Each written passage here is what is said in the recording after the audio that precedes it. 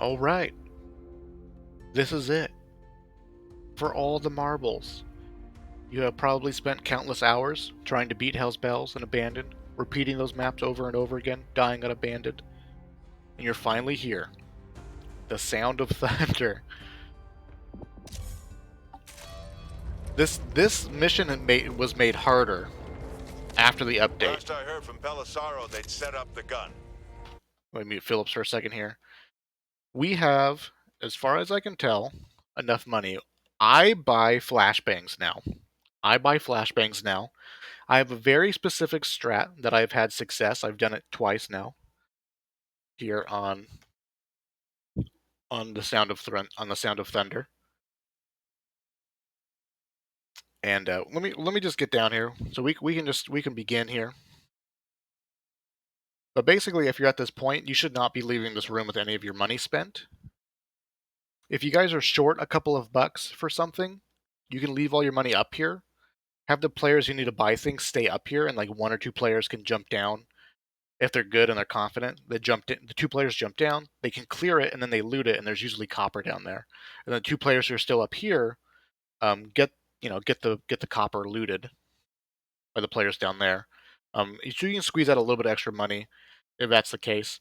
I would not recommend at all shooting from up here, because again, when you shoot things, right, things get aggroed and stuff like that. So anything you don't kill, or anything that gets aggroed by the sound of your gun, will actually be waiting right here, and you have like a huge horde of things just chilling right there, and that will heck you up.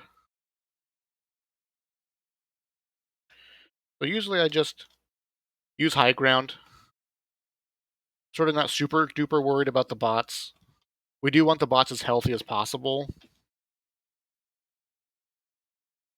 But I like to just get over here, drop down when it seems to be safe. And sort of just a nice big open area. Evangelo is bugged out.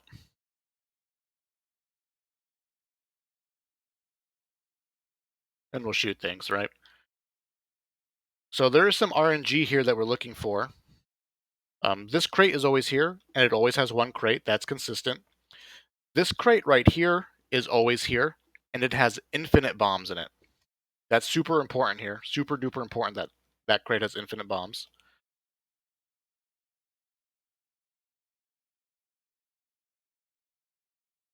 As far as I know, I've never seen anything spawn here unless a horde event is triggered somehow, like by a sleeper or whatever.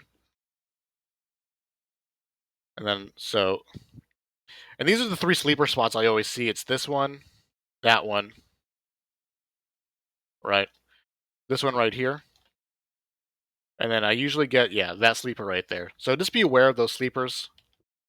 Hyper vigilant, because having somebody accidentally trigger a horde event is really, really annoying. We're hoping for health. Health, heck yeah. Heck yeah. Health? Stamina. I'll turn the game sound on back for you guys. Right, so those two crates are consistent. The game will spawn 2 to 3 other crates. So here's one. Right. Oh. Reloading. Right, 2 or 3 other crates. We'll do some looting as we're running around here. I'll take it. Need to fix this up. That flashbang, we need that flashbang. It does sort of feel like there's more zombies than meets the eye. Or like potentially zombies are being spawned in randomly as we run around. Just sort of be aware. Here's another crate.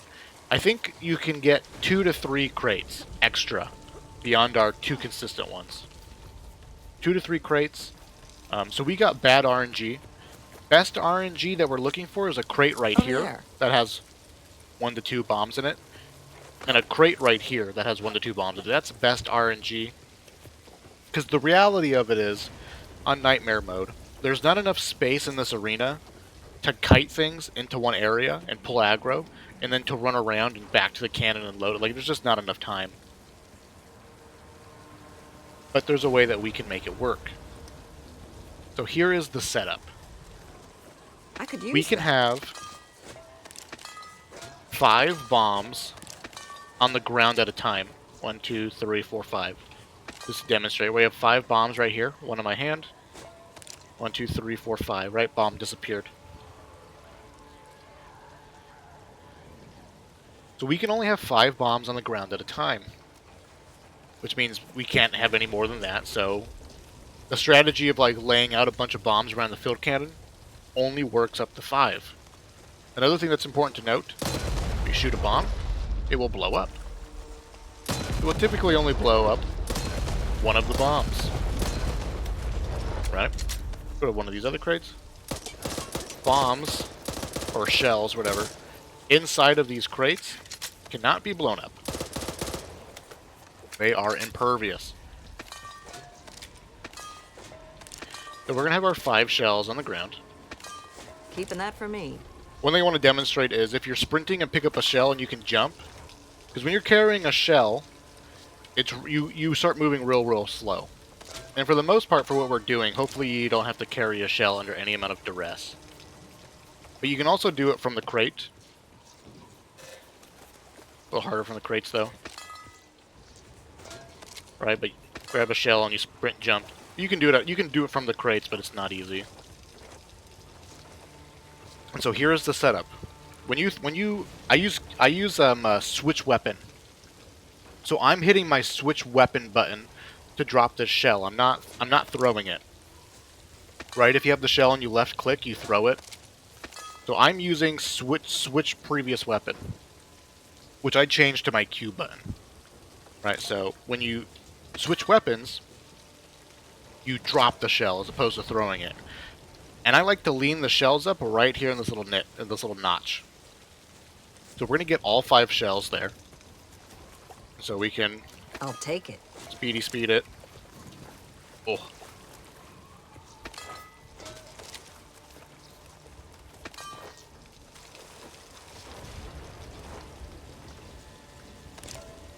And this we'll just sort of, rinse and repeat this. I want them all standing up nice and just sort of in that direction in general. That's great. Right, we're setting up, we're chilling. Nothing's going on. 4 shells, right? Here is our 5th shell. So we are maxed out as far as shells on the ground. I'm going to heal Evangelo with this. Stand still. Let This me catch one up, thing will that ya? made this mission way harder is the fact that I think the bots are less aggressive even when standing still. You'll be needing this.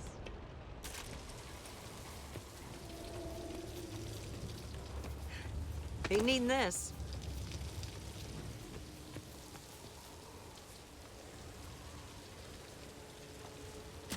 Take it.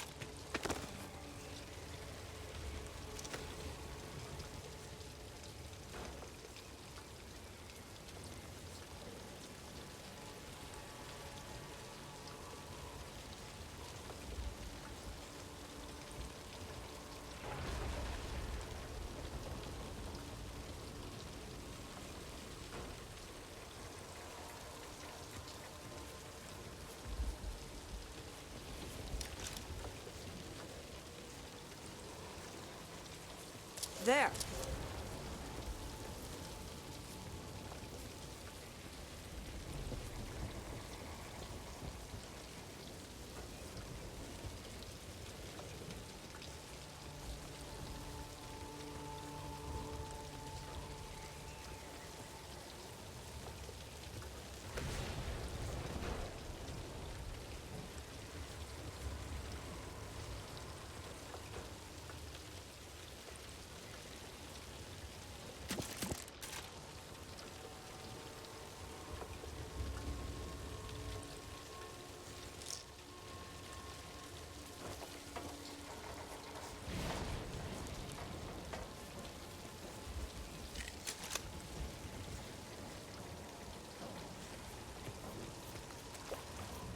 Keeping that for me. I was talking this whole time.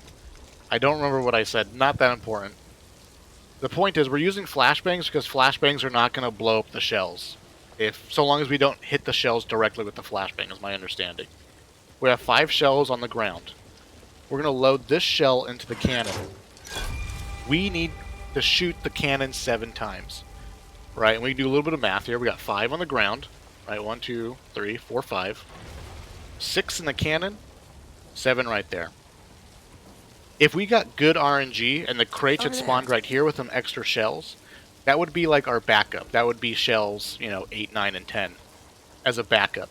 Because if anything happens to these shells, they accidentally get shot by a bot, or a bot throws a grenade and blows them up, or whatever like that. Oh, it's over. We lose. Right, we lose. Let's chill out, Carly. So the setup is, if I can, I'm going to push one bot sort of in front.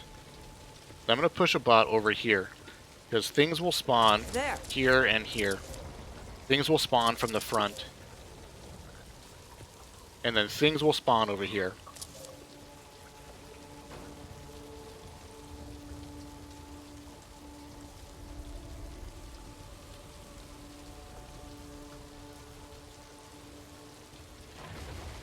Got an itchy throat, don't know why. So this is just the rough setup, right? We have our 7 shells. We're literally just gonna stand here. And the idea is we're gonna fire the cannon, wait to unload it. As we're unloading it, you go into third person mode. Turn your camera to the shells. When you're finished unloading, you'll be facing this direction. Pick a shell up, load the cannon. And hopefully the bots will keep the common off of us, and we'll use the flashbangs to keep the mutations off of us.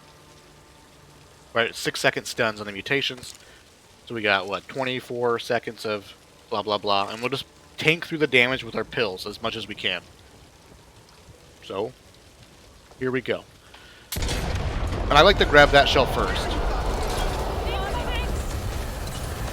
Because it's a little fickle.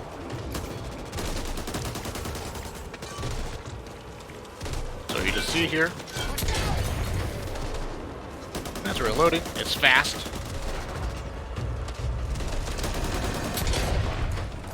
Well, let's not count our chicken. Got what you need right here. And we're just going for it.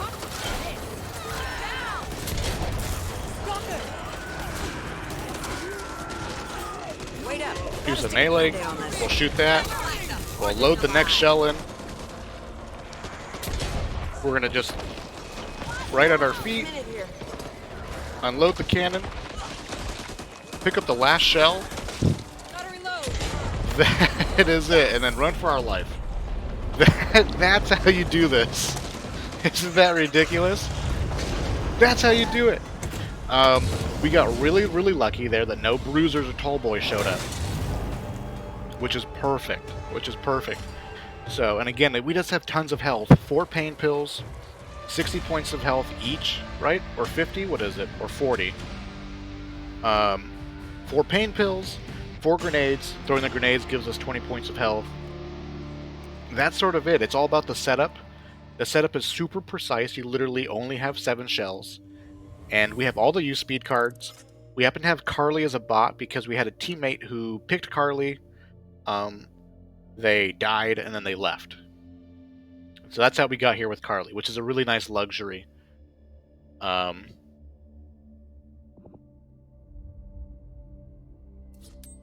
thing I want to point out was, and yeah, sort of that, just, it's all about that setup. I would recommend going into recruit mode and just going to that map and practice loading the cannon. Back and forth. Just practice that movement. I'm spinning in a circle, basically. And that's it. That's literally how you do it. Can be done with bots. That was literally campaign mode, right? With the bots. Sound of Thunder. We just did that. Can be done with teammates as well. If you're playing with actual human beings, it's going to be all about grenades. Really, really well-timed pipe bombs. It's going to be about having somebody stand by the field cannon and melee away common zombies. But yeah, just really well-timed pipe bombs, and then you want somebody with grenades or flashbangs, basically, just to keep the mutations away. I recommend not going into the minigun. Don't use the minigun.